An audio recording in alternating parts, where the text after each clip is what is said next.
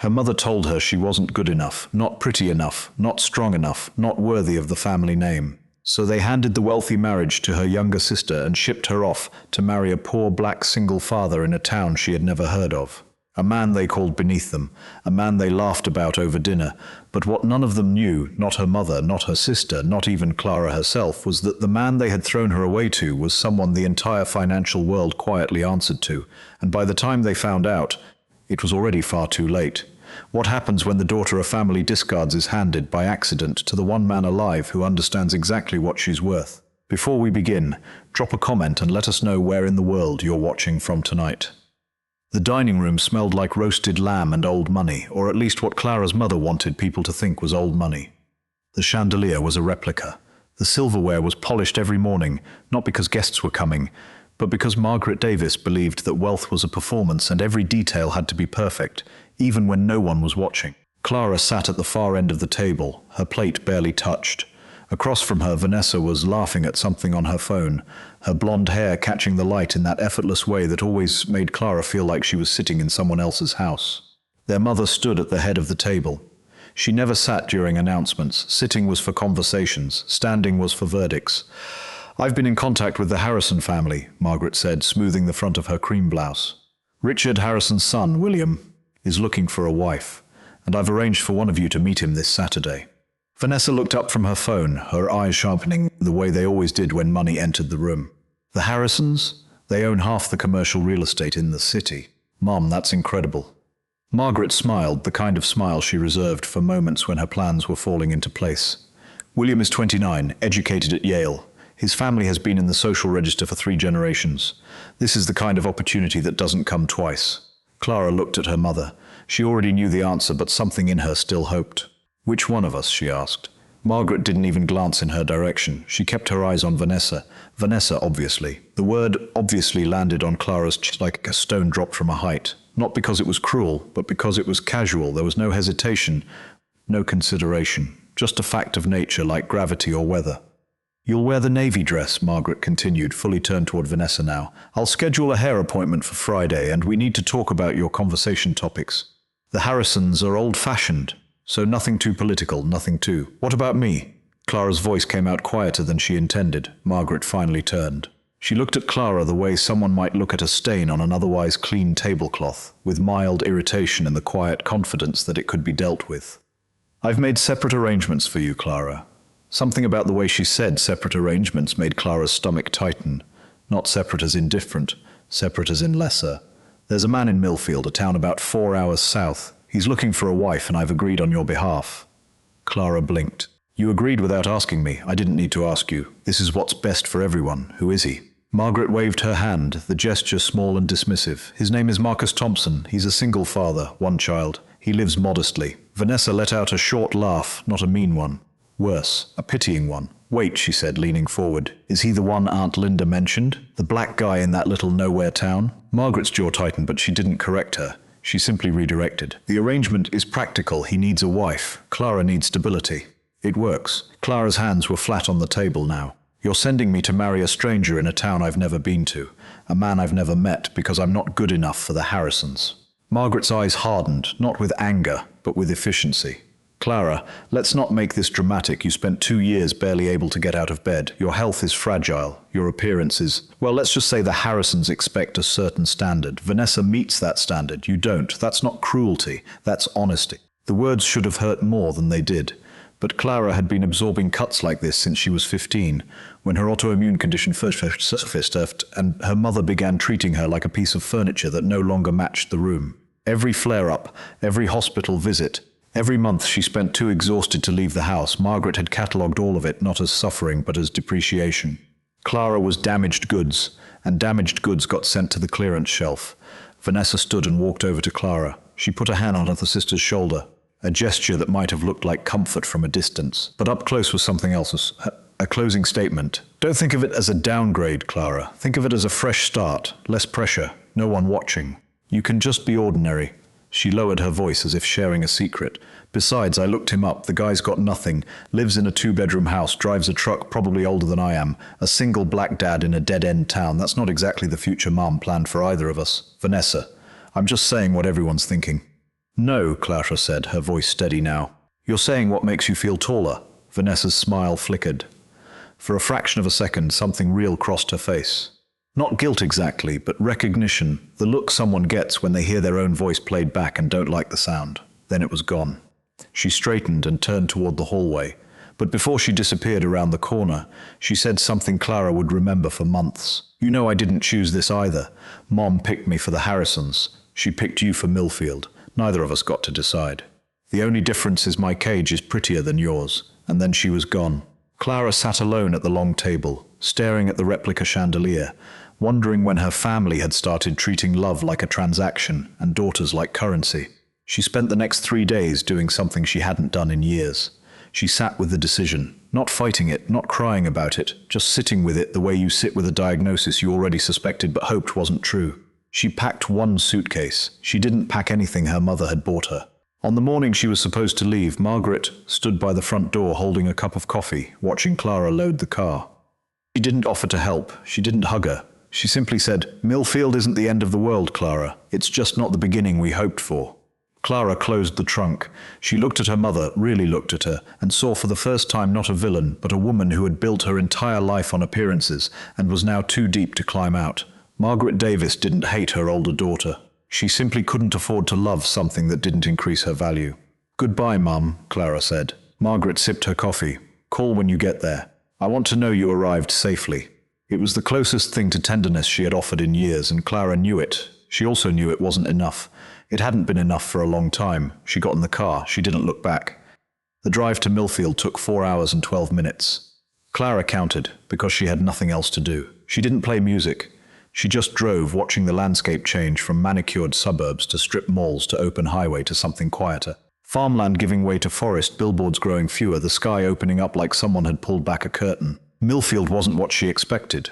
Not the run-down, forgotten town her family's tone had implied. It was small, yes, one main street, a hardware store, a diner, a library with a hand-painted sign, but it was clean, lived in, the kind of place where people recognized each other's cars and waved even when they weren't sure who was driving.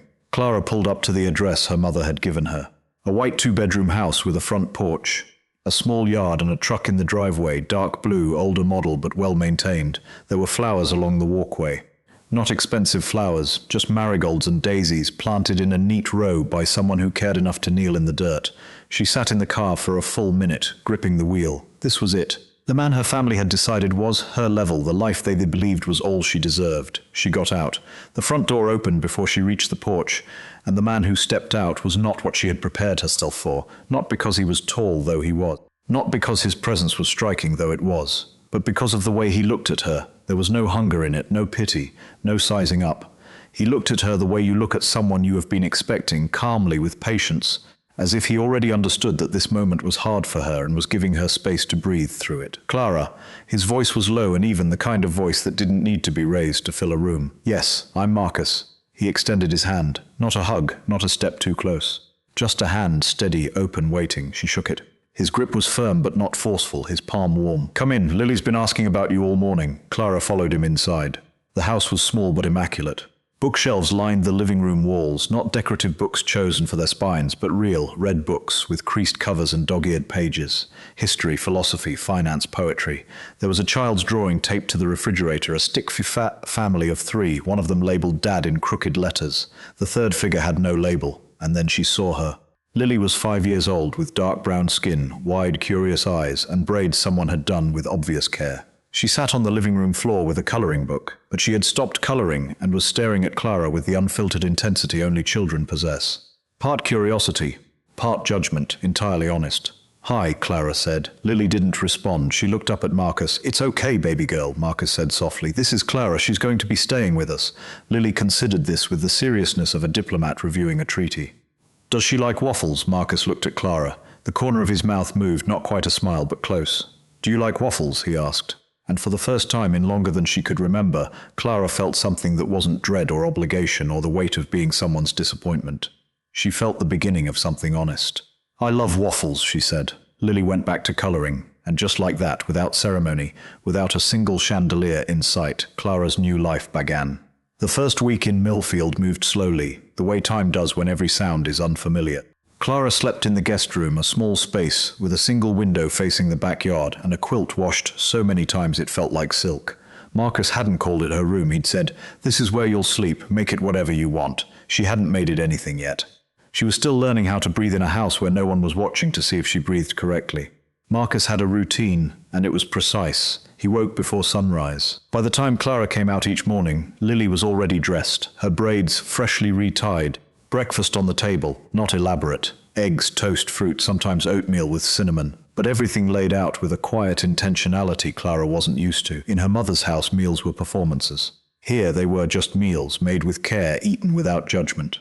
Marcus didn't ask Clara to do anything. He didn't assign her roles. He didn't say, "This is what a wife should do." He simply lived his life and left space for her to figure out where she fit. It should have felt cold. It didn't. It felt like the first time someone had trusted her enough not to hand her a script. Lily, on the other hand, was a different kind of welcome. She didn't give Clara space. She gave her tests. Small ones, the kind only a 5-year-old could design. "Can you braid?" Lily asked one morning, standing in the bathroom doorway with a comb in her hand. Clara looked at the comb, then at Lily's hair, then back at the comb. She had never braided hair like Lily's. She didn't know the texture, the tension, the technique. And in that moment she felt something she hadn't expected. Not incompetence, ignorance. The realization that there were entire worlds of knowledge she had never needed to learn. Not because they were difficult, but because her world had been so small that they simply never came up. "I don't know how," Clara admitted, "but I can learn if you teach me." Lily narrowed her eyes, assessing whether this answer was acceptable. Then she handed Clara the comb and sat down on the floor. "Daddy watches videos," Lily said matter-of-factly. "He wasn't good at first either." Clara knelt and tried. She was terrible. The parts were uneven, the braids too loose. Lily reached back twice to fix her grip, but when it was done, lumpy and crooked, Lily ran to the mirror, looked at herself and said, "It's okay. You'll get better." It was the most generous thing anyone had said to Clara in years. By the second week, Clara started noticing things. Marcus wasn't the kind of man who revealed himself in grand gestures. He revealed himself in details, the way a river reveals its depth, not by its surface, but by what moves beneath it. He walked Lily to school every morning. The school was only 3 blocks away, but he walked her to the door, knelt down, fixed her backpack straps, and said the same thing each time. "Be kind, be curious, come home safe." Clara watched from the porch the first few times, then she started walking with them. Nobody told her to, she just did. It was on one of those walks that she overheard something that unsettled her. A woman on the sidewalk, middle-aged, pushing a stroller, saw Marcus kneeling to tie Lily's shoe and said to her companion, "That's Marcus Thompson. He's the best father in this whole town, I swear." Clara heard it clearly, and her first instinct, the very first thing that moved through her mind before she could catch it, was surprise. Not at the compliment. At the fact that she was surprised by the compliment. She had expected something less. And the reason she had expected less had nothing to do with Marcus and everything to do with a picture her family had painted long before she ever met him. That night, lying in the guest room, Clara replayed it over and over. She thought about how Vanessa had described Marcus, a single black dad in a dead-end town, and realized she had carried that description into Millfield like luggage she hadn't bothered to unpack. She had expected less of him, not consciously, not with malice, but the expectation had been there, sitting in the back of her mind like wallpaper she'd never thought to question. It was the first time Clara understood that prejudice didn't always look like hatred. Sometimes it looked like surprise when someone exceeded a standard you didn't even know you'd set.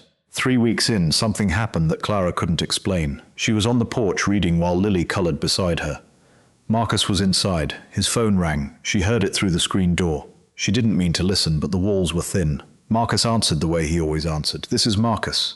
But within seconds his voice shifted. Not louder, not angry, different. The warmth drained out and something else took its place. Precision, authority. The kind of tone Clara had only ever heard from people who sat at the top of very long tables in very large rooms. "That's not what we agreed on," Marcus said, his voice carrying a weight that didn't match the 2-bedroom house he was standing in. "Tell Reynolds the terms don't change. If he has a problem with that, he can call me directly. But he won't, because he knows what happens when I restructure."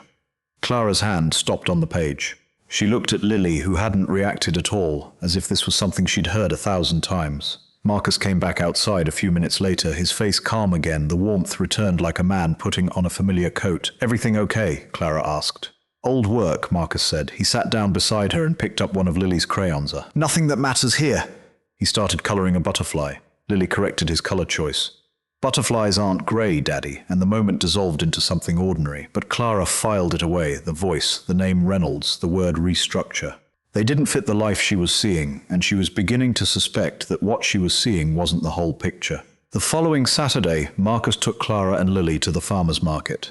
It was Lily's favourite outing, and she had a specific route, starting with the honey stand and ending with the woman who sold kettle corn in paper bags. Clara was carrying a bag of peaches when she noticed a man approaching from the opposite direction. He was out of place. Dark suit, polished shoes, a watch that cost more than Clara's car. He walked with purpose, eyes scanning the crowd until they landed on Marcus.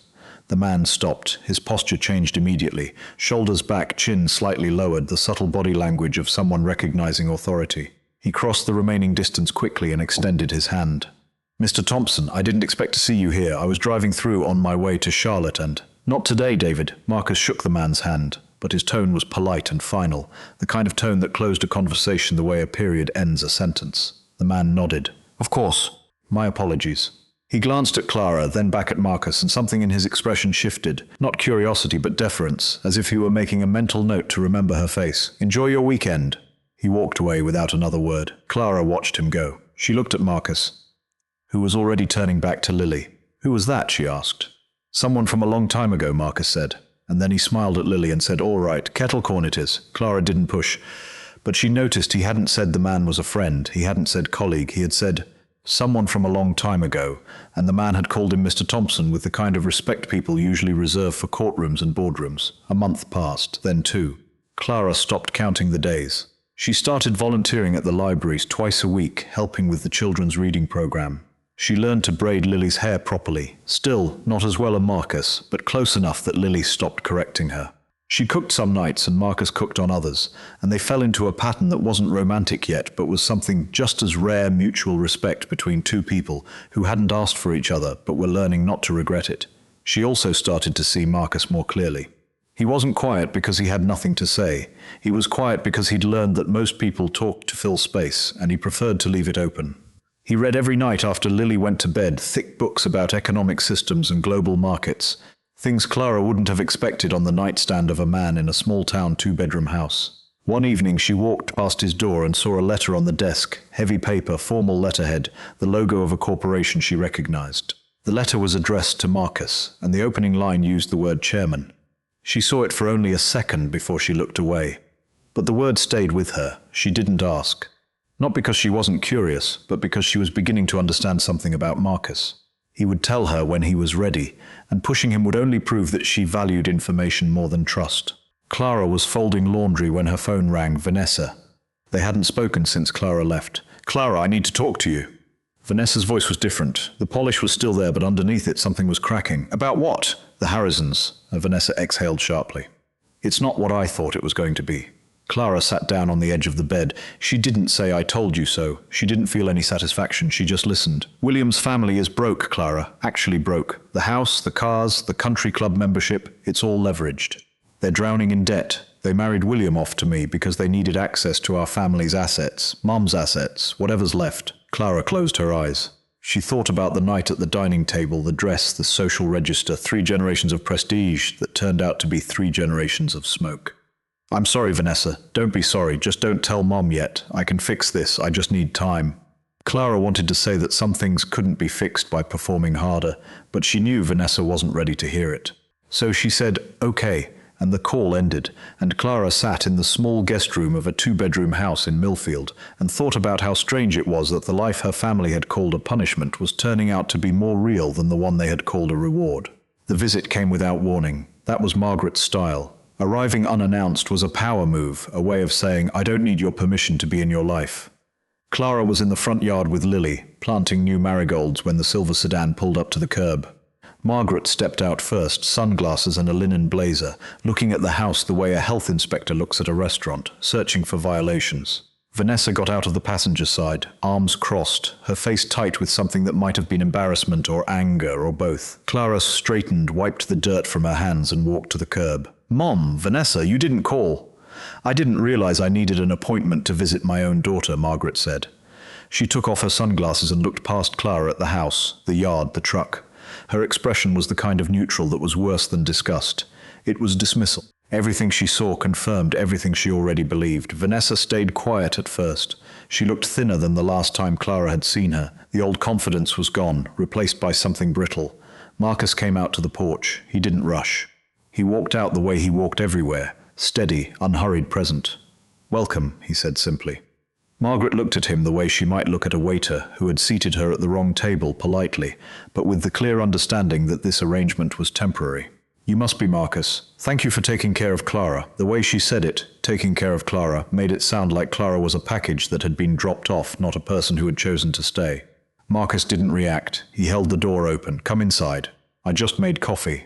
They sat in the living room. Margaret perched on the edge of the couch as if afraid the furniture might stain her clothes. Vanessa sat beside her, eyes moving around the room, cataloguing every detail the way she'd been trained to, assessing value and finding it lacking. Lily came in from the yard, dirt on her knees and a marigold in her hand. She stopped when she saw the strangers. "Lily, this is my mother and my sister," Clara said, kneeling beside her. "Say hello." "Hello," Lily said, holding the flower tighter. Margaret looked at Lily the way she looked at most things that didn't serve her agenda, with polite indifference. Vanessa didn't look at Lily at all. The conversation started small. Margaret asked about the house, the town, Clara's routine. Each question was a measurement. Each answer was weighed and found insufficient. But the real moment came when Vanessa finally spoke. She was standing by the bookshelf, running her finger along the spines, when she turned to Clara and said loud enough for everyone to hear, "I mean, it's comfortable, I guess, for what it is. Not everyone needs high standards." The room shifted. Clara felt it. Marcus felt it. Even Lily felt it, though she was too young to name it. Vanessa wasn't just talking about the house. Her voice carried the same tone she'd used at the dining table months ago, the practiced casualness of someone who believed that tearing others down was the same as building herself up. Marcus set his coffee cup on the table. He looked directly at Vanessa. Not with anger, not with defense, but with the steady, level gaze of a man who had heard worse from more important people, and had learned long ago that some words say more about the speaker than the subject. "Standards are interesting," Marcus said, his voice even and unhurried. "The ones people talk about the loudest are usually the ones they struggle the most to meet." One sentence, that was all. Vanessa opened her mouth to respond, but nothing came. Margaret looked away. The room held its weight. Clara felt something crack open in her chest, not pain, but relief. She had spent her entire life watching people speak to her family with a deference they hadn't earned. And here was a man who had just taken apart her sister's condescension with a single quiet sentence, without raising his voice, without breaking composure, without needing anyone's validation. They left an hour later. Margaret drove. Vanessa sat in the passenger seat with her arms crossed, saying nothing. Clara stood on the porch and watched the silver sedan pull away, and she felt something she hadn't felt in their presence in a very long time. Certainty. Not about Marcus, not about Millfield, but about the fact that she was done performing for people who only saw her when they needed something to look down on. But the visit had left a mark on someone Clara hadn't considered. That night, after Marcus put her to bed, Lily got up again. Clara found her sitting at the top of the stairs, clutching the stuffed rabbit she slept with, her face tight in the way children's faces get when they're trying very hard not to cry. Clara sat beside her. "What's wrong, sweetheart?" Lily didn't look at her. She looked at the framed photo on the wall, Marcus and Lily at the park, both laughing so hard their eyes were closed. "Does your sister not like Daddy because he looks different?" Lily asked. The question was so direct, so unguarded, that Clara felt it land somewhere deep behind her ribs. "She kept looking at him like he was wrong," Lily said. "Like we were wrong." Clara put her arm around Lily and pulled her close and felt the little girl's body relax into her, trusting her the way children trust, completely, without conditions. "Your daddy is one of the best people I've ever met," Clara said. "And the way someone looks at him says everything about them and nothing about him. Do you understand?" Lily thought about it. Then she nodded. "Can I sleep in your room tonight?" she whispered. "Yes," Clara said. "Always." She carried Lily down the hall and tucked her into the guest bed, the quilt wrapping around them both. Lily fell asleep within minutes, one hand still holding Clara's sleeve. And Clara lay there in the dark, listening to this child breathe, and realized that this small, unscripted moment was the first time in her life she felt like she was exactly where she was supposed to be.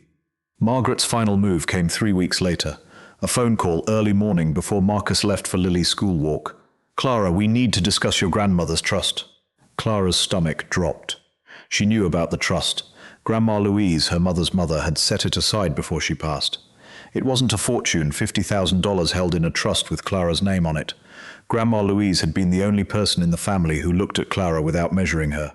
She used to say, "You don't need to be useful to be loved, sweetheart." She died when Clara was 20, and the trust was the only thing Clara had left of her. What about it? Clara's voice was flat. Vanessa needs it. Margaret's tone was the same one she used for all her ultimatums. Calm. Logical. Immovable. The situation with the Harrisons is worse than she told you. There are debts, significant ones. If we don't resolve them, it'll be public. It'll humiliate the family. The family, Clara repeated. You mean it'll humiliate you? Don't be selfish, Clara. That money is sitting in an account doing nothing. Your sister's future is at stake. If you don't help, you're choosing to watch your own sister drown. There it was, the weapon Margaret had always wielded better than anyone. Guilt. Not anger, not threats. The quiet surgical suggestion that Clara's boundaries were actually cruelty, that her self-preservation was actually selfishness. That saying no made her the villain in someone else's story. Clara looked across the kitchen.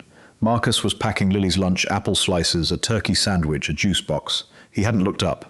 He couldn't hear Margaret through the phone, but he could see Clara's face, and his eyes moved to hers, steady and questioning.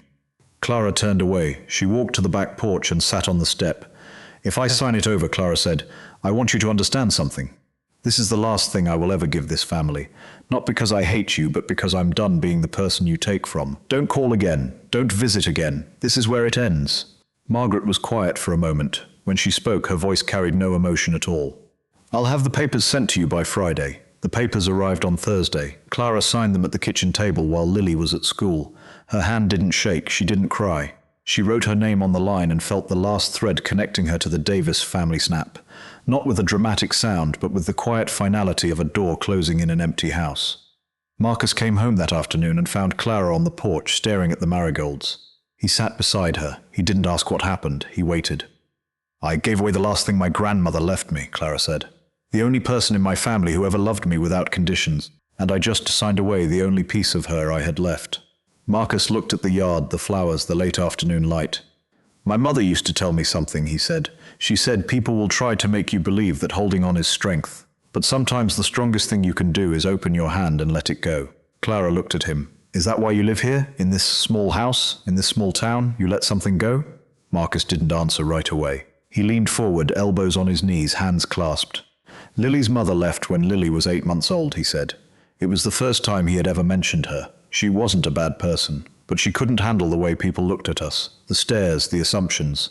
She came from a family a lot like yours, Clara. People who believed the world had a ranking system and she'd married down. One day she told me she loved me, but she loved her comfort more, and she left. Clara felt the weight of it, not just the story, but the fact that he was telling it to her. Marcus didn't share things lightly. Every word he offered was a choice. I don't judge anyone for the prejudices they carry, Marcus continued, looking at the marigolds as if they held something only he could see. We all carry them. I judge people by what they do when they finally see them, when they hold them up to the light and realize they've been wrong. That's the only thing that matters. He looked at Clara then, and in that look was something she hadn't seen from anyone in a very long time. Not admiration, not pity, not romance, recognition. He saw her, not the version Margaret had tried to sell, not the leftover daughter, the fragile one, the one who wasn't good enough. He saw the woman who had just given away her last safety net rather than stay tied to a system that had never valued her, and he respected it. Clara didn't say anything. She leaned her shoulder against his, just slightly, the smallest possible gesture, and they sat there together on the porch of a 2-bedroom house in a town no one in her family had ever heard of, watching the sun drop below the tree line. And Clara thought this is what it feels like to be known, not measured, not evaluated, known. Inside the house, Lily's drawing was still taped to the refrigerator, the stick figure family of 3. But sometime during the last week, without Clara noticing, Lily had added a name to the 3rd figure. It said Clara. Fall came to Millfield the way it came to most small towns. Slowly, then all at once. The marigolds browned at the edges. The trees on the main street turned the color of rust and honey. Clara had been in Millfield for 5 months. She no longer counted the days. She no longer thought of the guest bedroom as the guest bedroom. It was just her room.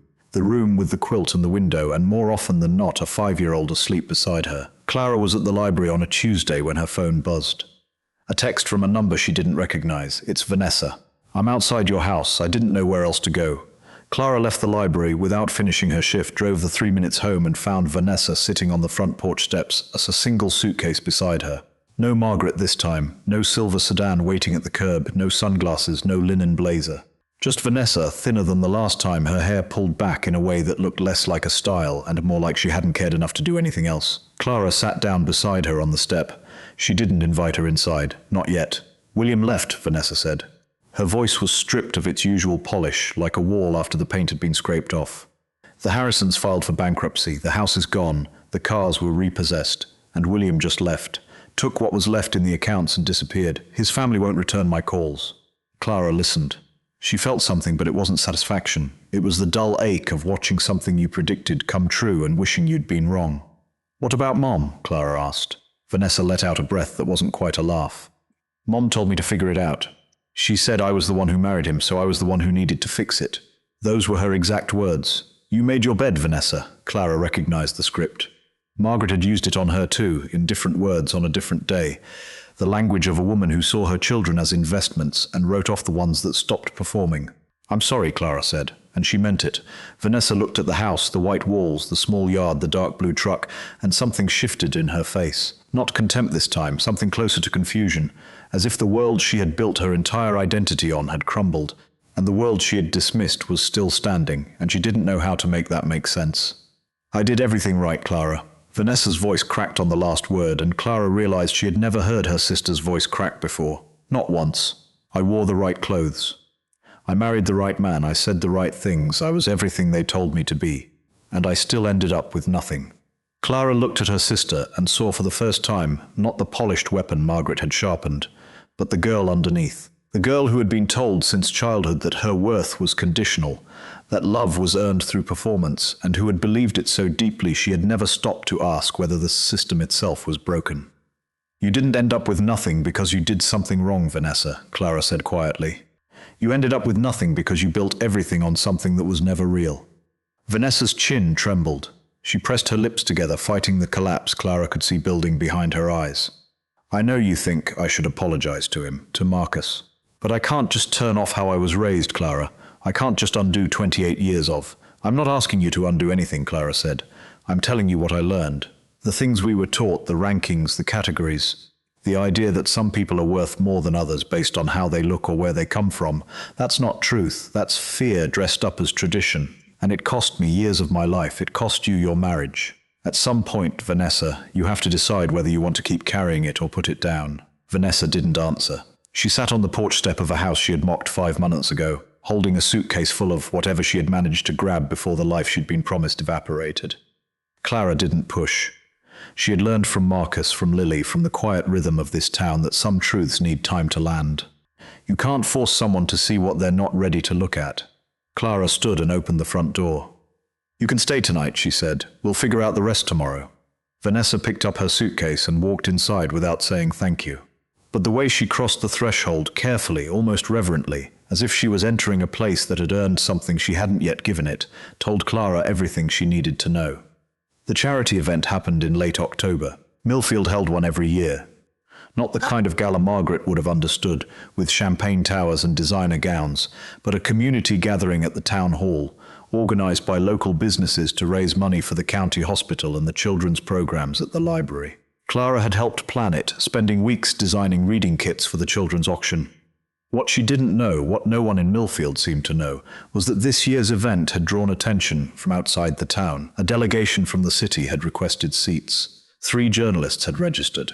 And a man Clara had never seen before, tall, silver-haired, in a suit that probably cost more than the entire auction table, stood in the corner of the hall, speaking quietly into his phone. Marcus was there, wearing a navy blazer Clara had never seen. He looked comfortable in it. Not stiff, not performing, but natural, the way a man looks when he's returning to a version of himself he had set aside by choice, not by circumstance. The mayor of Millfield, a woman named Patricia Cole, who ran the hardware store on Main Street, took the small stage and thanked the sponsors, the volunteers, the community, and then she said something that made the room go still. This year, I have the privilege of introducing someone many of you know as a neighbor, a father, and a friend.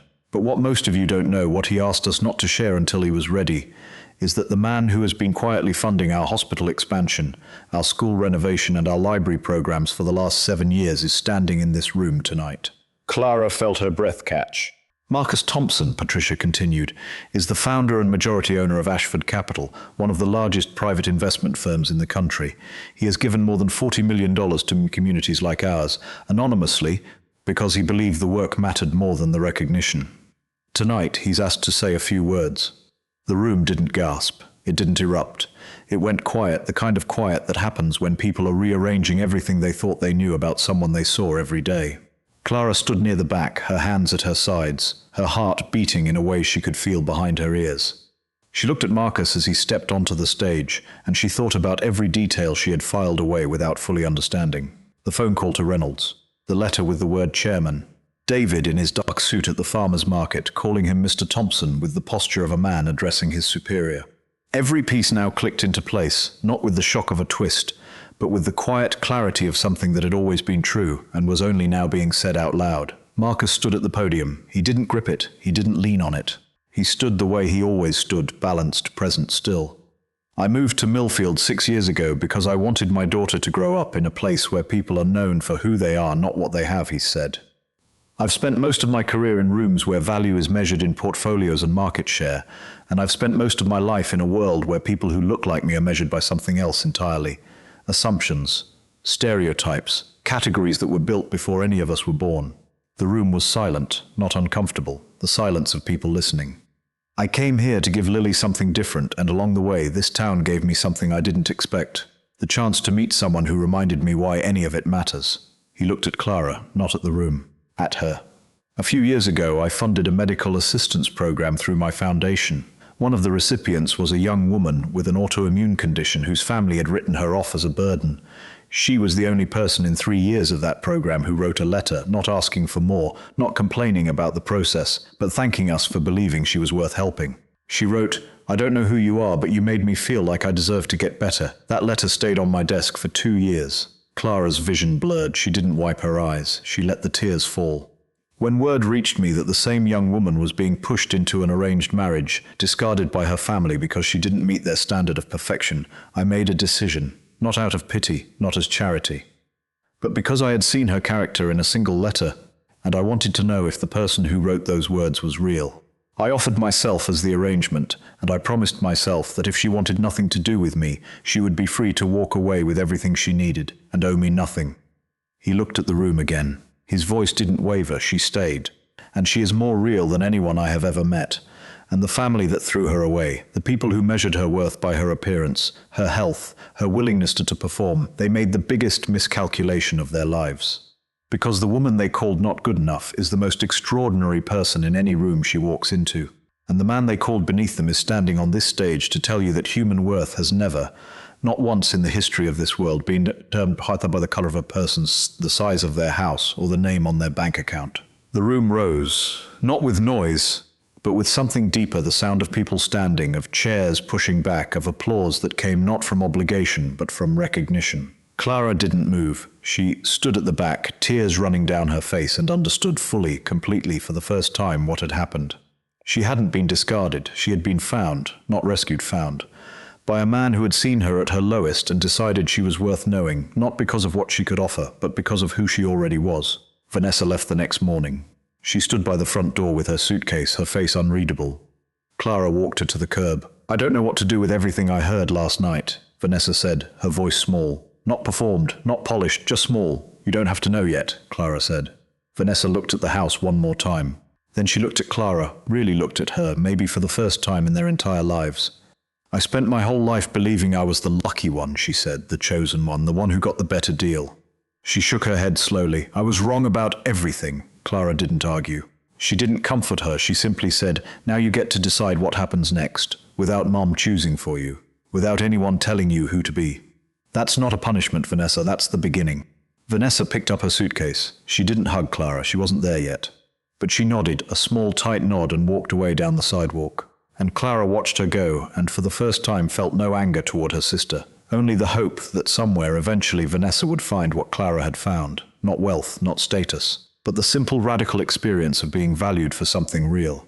That evening, Clara sat on the porch. The marigolds were gone for the season, but the daisies held on, stubborn and pale in the October light. Marcus was inside making dinner. She could hear him through the screen door, the sound of a knife on a cutting board, the low hum of the kitchen radio, the clatter of Lily setting the table with the focused determination of a child who had been given an important job and intended to do it perfectly. The front door opened and Lily came outside, holding 3 napkins folded into uneven triangles. "Clara," she said, and then she stopped. She looked at the napkins, then at Clara, and something moved across her face, not uncertainty, but decision. The kind a 5-year-old makes with her whole body. "Mom," Lily said. "Dinner's ready." The word landed like sunlight breaking through a window in a room that had been dark for years. Clara looked at Lily. She didn't correct her. She didn't cry, though the tears were already there, pressing behind her eyes like something that had been waiting a very long time to be let out. "Coming, sweetheart," Clara said. She stood and took Lily's hand, small, warm, certain, and walked through the front door of the 2-bedroom house in Millfield, where the books were real and the flowers were planted by hand. And a man, she had been told, was beneath her, was cooking dinner and humming along to a song on the radio. And a little girl who had once drawn a stick figure with no name had just given Clara the only title that ever mattered. The chandelier in her mother's dining room had been a replica. The silverware had been polished for no one. The family name had been a performance staged for an audience that was never coming. But this kitchen, this table, this man, this child, this ordinary, imperfect, unscripted life, this was real. And it was hers. Sometimes the people the world overlooks are the ones who end up seeing us most clearly. And sometimes the life everyone swears is a downgrade turns out to be the only one that was ever real, waiting quietly in a small town no one bothered to visit, for a woman brave enough to walk into it with empty hands and let herself at last be found.